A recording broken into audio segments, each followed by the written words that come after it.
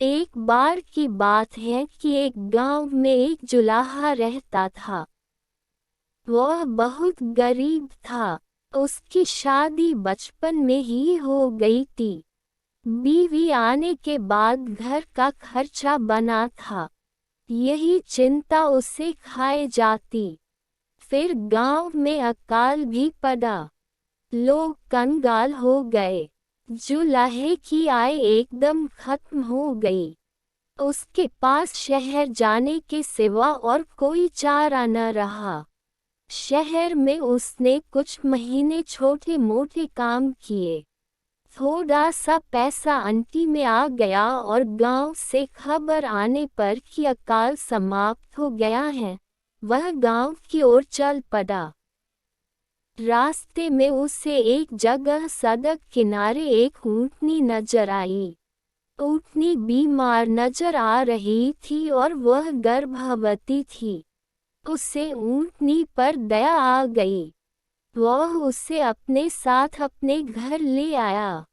घर में ऊँटनी को ठीक चारा व घास मिलने लगी तो वह पूरी तरह स्वस्थ हो गई और समय आने पर उसने एक स्वस्थ ऊँट बच्चे को जन्म दिया।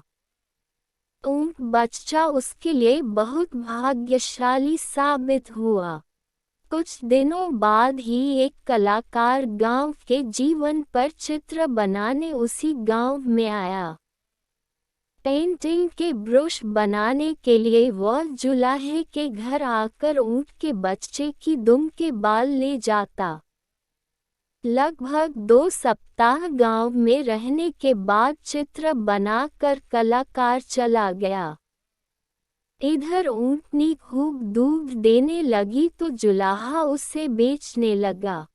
एक दिन वह कलाकार गांव लौटा और जुलाहे को काफी सारे पैसे दे गया, क्योंकि कलाकार ने उन चित्रों से बहुत पुरस्कार जीते थे और उसके चित्र अच्छी कीमतों में बिके थे। जुलाहा उस ऊँट बच्चे को अपना भाग्य का सितारा मानने लगा।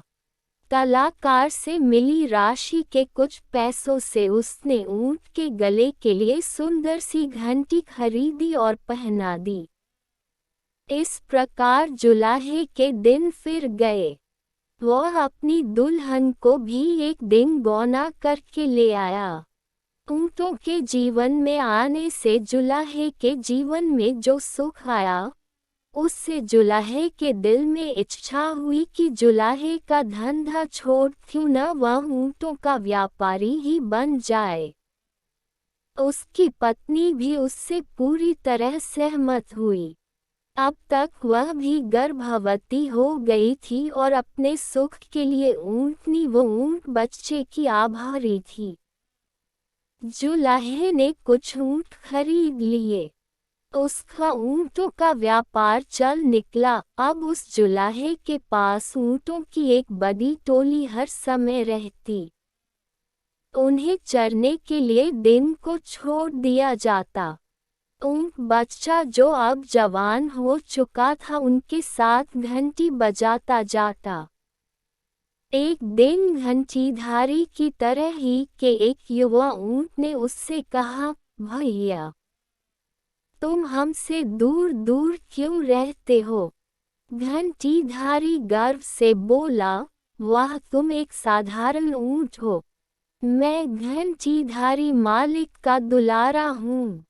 मैं अपने से ओछे ऊँटों में शामिल होकर अपना मान नहीं खोना चाहता। उसी क्षेत्र में वन में एक शेर रहता था। शेर एक ऊंचे पत्थर पर चक ऊँटों को देखता रहता था। उसे एक ऊँट और ऊँटों से अलग थलग रहता नजर आया। जब शेर किसी जानवर के झुंड पर आक्रमण करता है तो किसी अलग थलग पदे को ही चुनता है। घंटीधारी की आवाज के कारण यह काम भी सरल हो गया था। बिना आंखों देखे वह घंटी की आवाज पर घात लगा सकता था। दूसरे दिन जब ऊंटों का दल चर कर लौट रहा था तब घंटीधारी बाकी ऊंटों से 20 कदम पीछे चल रहा था।